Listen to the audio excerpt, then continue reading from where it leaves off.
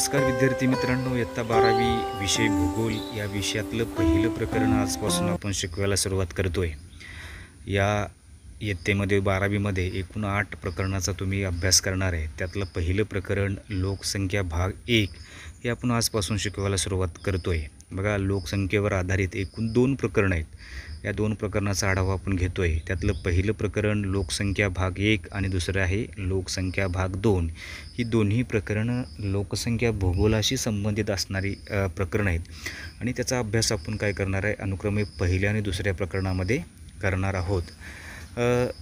तसं बघायला गेलं तर भूगोलाच्या महत्त्वाच्या 2 शाखा, एक प्राकृतिक भूगोल आणि दुसरी मानवी भूगोल। प्राकृतिक भूगोलाची संदर्भातली जी वेगवेगळी प्रकरणं आहेत त्या शाखेशी संबंधित इयत्ता 11वीमध्ये त्याचा अभ्यास तुम्ही सविस्तर केलेला आहे। इयत्ता 12वीमध्ये मानवी भूगोलाशी संबंधित असणारी जी वेगवेगळी प्रकरणं आहेत त्यांचा आपण काय करणार आहे, आढावा घेणार आहे।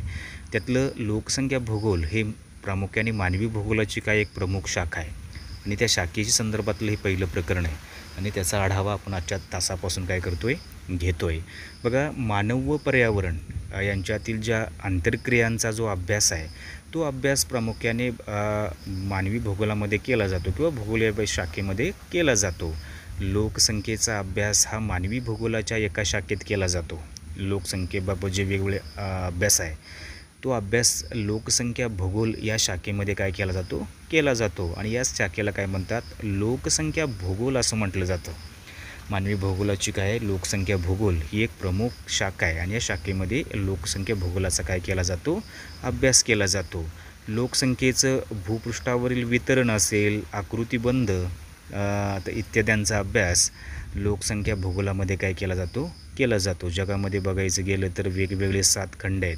या 7 खंडापैकी 6 खंडावरती मनुष्य वस्ती आहे आणि या 6ही खंडाचा जर लोकसंख्येच्या वितरणाचा अभ्यास करायचा झाला तर त्याचं वितरण आपल्याला असमान असलेलं आपल्याला बघायला मिळतं आणि याचा सविस्तर आढावा आपण काय करणार आहे, लोकसंख्येचं वितरण या घटकामध्ये आपण घेतोय। बघा, लोकसंख्येच्या गुणात्मक व संख्यात्मक रचनांचा अभ्यास देखील लोकसंख्या भूगोलामध्ये केला जातो। तसेच लोकसंख्येचा अर्थव्यवस्थेवर होणारा परिणाम, म्हणजे एखाद्या देशाच्या अर्थव्यवस्थेवर लोकसंख्येचा कसा परिणाम होतो याचाही अभ्यास या शाखेमध्ये केला जातो। त्याचबरोबर प्रदेशाचा विकास हे देखील लोकसंख्या भूगोलातील एक अभ्यासाचा मुद्दा आहे। तर या पाठामध्ये आपण काय बघणार आहे, तर या पाठामध्ये आपण एक मानव एक संसाधन म्हणून अभ्यासणार आहोत। या पहिल्या प्रकरणामध्ये मानव एक संसाधन म्हणून या दृष्टिकोनातून त्याचा काय करणार आहे, अभ्यास करणार आहे। बघा, कोणत्याही देशाचा विकास व्हायचा असेल तर त्या देशामध्ये कुशल मनुष्यबळ असणं गरजेचं आहे। भूगर्भामध्ये प्रचंड साधनसंपत्ती जरी असली तरी ते काढण्याइतपत तांत्रिक ज्ञान आपल्याकडे असणं गरजेचं आहे किंवा त्याचा वापर करण्याइतपत ज्ञान आपल्याकडे असणं गरजेचं आहे। म्हणजे कुशल मनुष्यबळ असेल तर देशाच्या अर्थव्यवस्थेमध्ये त्याचा काय होतो, हातभार लावतो किंवा देशाच्या विकासामध्ये त्याचा कसा असतो, वाटा मोठा असतो।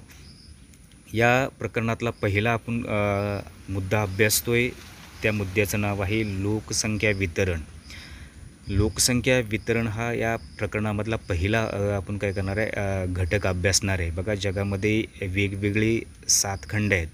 त्या 7 खंडापैकी 6 खंडावरती मनुष्य वस्ती आहे।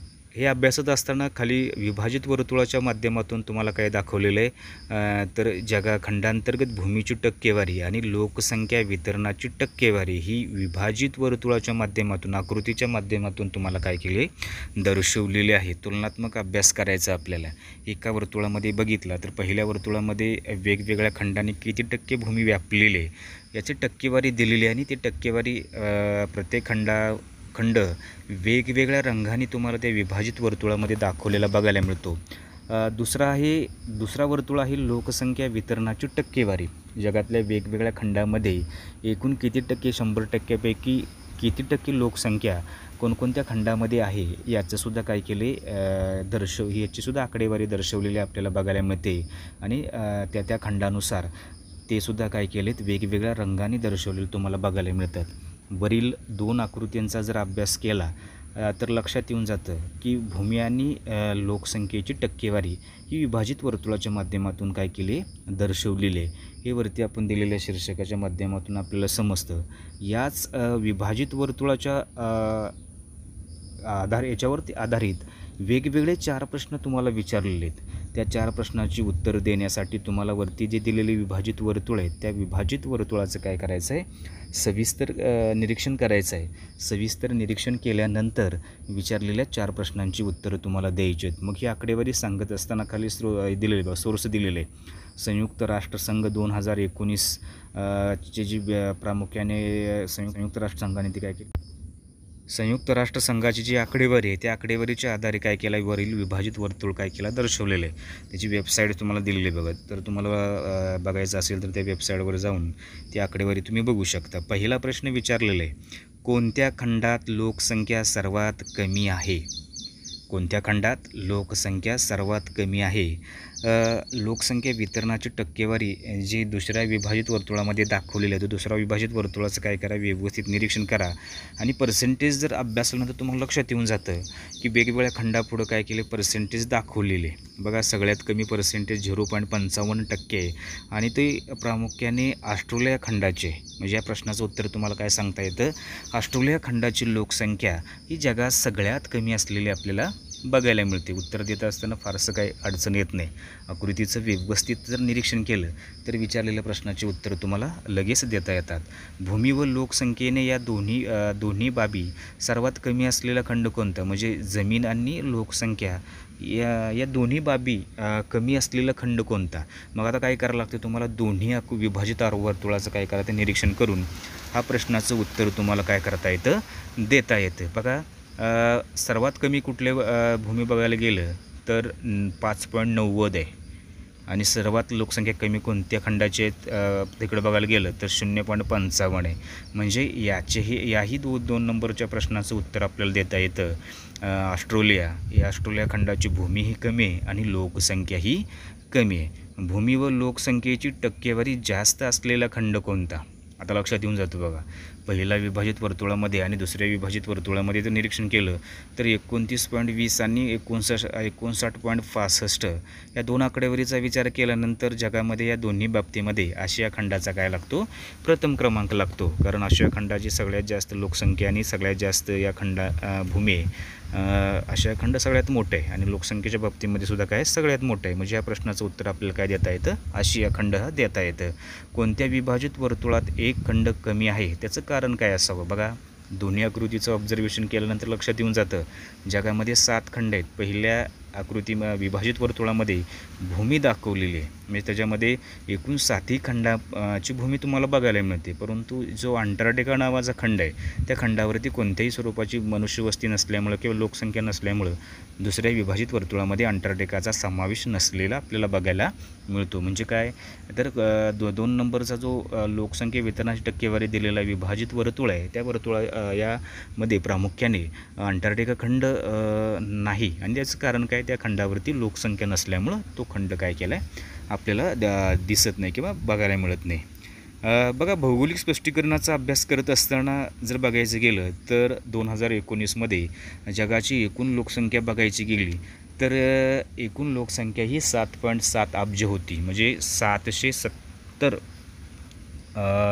कोटी एवढी जगाची लोकसंख्या असलेली आपल्याला बघायला मिळते. आणि जागतिक लोकसंख्येचं वितरण कसं आहे, असमान आहे. वेगवेगळ्या खंडांची भूमी आणि लोकसंख्येचा अभ्यास केल्यानंतर तुम्हाला समजून जातं की प्रत्येक खंडामध्ये लोकसंख्याची टक्केवारी वेगवेगळी आहे. म्हणजे कसं आहे, वितरण असमान असलेलं आपल्याला बघायला मिळतं. बघा, आता खंडनिहाय लोकसंख्या वितरणाची टक्केवारी खालीलप्रमाणे आपल्याला दर्शवलेली आहे. वरील आकृतीचं ऑब्झर्वेशन तुम्ही केलेलं आहे, निरीक्षण तुम्ही केलेलं आहे, त्याच्यावरती आधारित हे भौगोलिक स्पष्टीकरण आहे. त्यामुळे कोणत्या खंडामध्ये किती टक्के भूमी आहे आणि लोकसंख्या किती आहे याची तुलनात्मक अभ्यास केल्यानंतर लक्षात येऊन जातं की उत्तर अमेरिका असेल, दक्षिण अमेरिका या दोन्ही खंडांनी एकूण भूमी किती व्यापलेली आहे, 28% भूमी व्यापलेली आहे. आणि या दोन्ही प्रामुख्याने खंडामध्ये लोकसंख्या किती आहे तर 18% लोकसंख्या असलेली आपल्याला बघायला मिळते. त्याचप्रमाणे आशिया खंडाची जर भूमी बघायची गेली तर 30% आणि लोकसंख्येचा जर अभ्यास करायचा गेला तर लोकसंख्या ही भूमीच्या दुप्पट असलेली आपल्याला बघायला मिळते. म्हणजे किती आहे, 60% लोकसंख्या आशिया खंडामध्ये असलेली आपल्याला बघायला मिळते. बघा, उत्तर आणि दक्षिण अमेरिका खंडाची भूमी लोकसंख्येपेक्षा जास्त आहे आणि लोकसंख्या कसं आहे, कमी आहे. म्हणजे या वरील आकडेवारी तुलना केल्यानंतर तुम्हाला तुलनात्मक अभ्यास करणं सोपं होऊन जातं.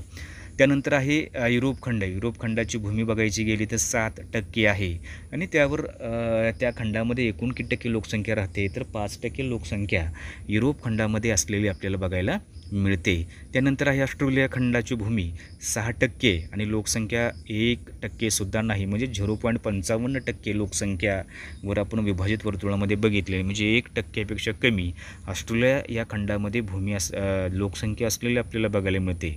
त्यानंतर अंटार्क्टिका खंड आहे. अंटार्क्टिका खंडाची एकूण भूमी किती आहे 9% आणि त्यावर कोणत्याही स्थायिक लोकसंख्या नसल्यामुळं कोणत्याही पद्धतीचं लोकसंख्येचं पर्सेंटेज किंवा प्रमाण तिथं नाही, लोकसंख्या नसल्यामुळे तो नसणारच आहे. जागतिक भूमी आणि लोकसंख्येचं वितरण फक्त लोकसंख्येवरून स्पष्ट होत असं नाही.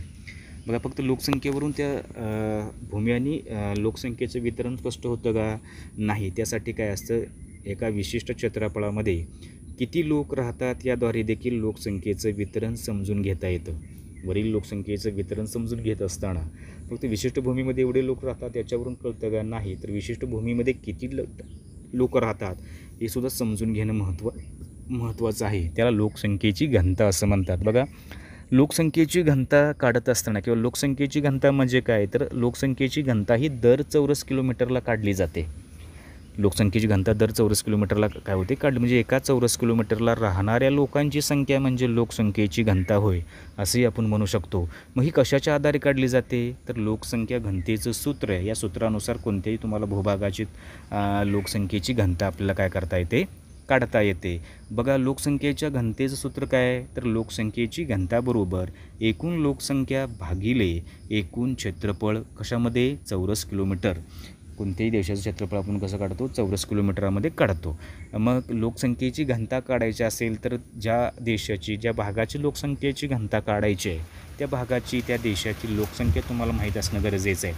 त्याचबरोबर त्या देशाचं किंवा त्या भागाचं क्षेत्रफळ तुमच्याकडे असणं किंवा माहीत असणं गरजेचं आहे. या दोन आकडेवारीच्या माध्यमातून त्या भागामध्ये, त्या देशामध्ये दर चौरस किलोमीटरला किती लोक राहतात हे आपल्याला काय होतं, समजतं. भारताचा 2011च्या आकडेवारीनुसार विचार करायचा गेला तर 2011ला भारताची सर्वसाधारणपणे लोकसंख्या 121 कोटी होती आणि क्षेत्रफळ बघायचं गेलं तर भारताचं क्षेत्रफळ किती आहे, तर 32,87,000 आणि 263 चौरस किलोमीटर एवढं भारताचं क्षेत्रफळ आहे. म्हणजे काय करावं लागेल.